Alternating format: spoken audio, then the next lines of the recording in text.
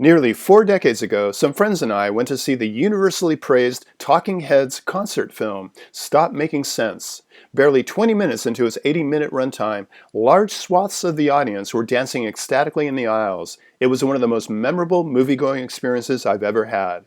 For the 40th anniversary of the December 1983 concert, Stop Making Sense is back in theaters, daring us once again to remain seated with completely remastered sound.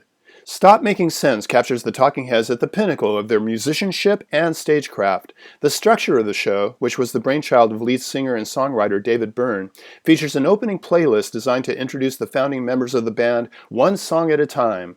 David Byrne takes the lead, walking on stage carrying an acoustic guitar and a boombox.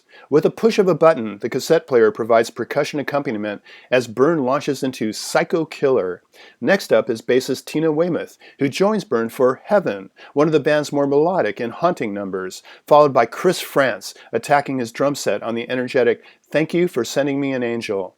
Guitarist and keyboardist Jerry Harrison completes the lineup of the original band when he joins in for Found a Job.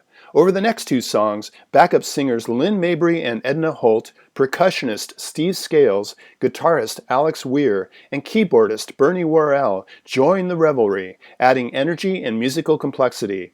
As the music builds up, so does the stage. During the first 6 songs, roadies dressed in black discreetly wheel out risers and set up additional instruments, gradually transforming an empty space into a 2-level performance platform. Among film critics, Stop Making Sense is widely regarded as one of the greatest rock movies ever made, if not the greatest. What makes it so special? Pauline Kael said it best: heightened simplicity. Gone are the cliché trappings of typical concert films. There are no fog machines, laser lights, or distracting cutaways to audience reactions. Occasionally, slide projectors provide simple background images of rows of books or random strings of words, such as digital babies, dust balls, fulfilling the imperative of the movie's title. Mostly, though, the background is unadulterated blackness. The resulting visual austerity creates a sense of intimacy that enhances our connection with the performers. In hindsight, it's interesting to note who the Talking Heads chose to direct their movie, a rising talent by the name of Jonathan Demme, who later went on to win an Oscar for his landmark thriller, The Silence of the Lambs.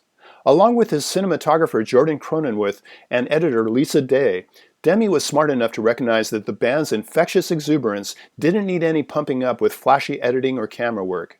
With the strangely charismatic David Byrne in the spotlight, who is equal parts singer and performance artist, there's always something uniquely entertaining to train his camera on, whether it's the way he undulates his body inside an oversized business suit, dances with a floor lamp, or collapses his ribcage and jerks his body around like a scarecrow suffering from seizures. The closing songs of the concert don't quite reach the rapturous highs that Burning Down the House and Life During Wartime achieved at the end of the first half hour, but that's a minor complaint. Stop Making Sense remains one of the most supremely satisfying concert movies ever made. For KSQD's Film Gang, this is Paul Koneski.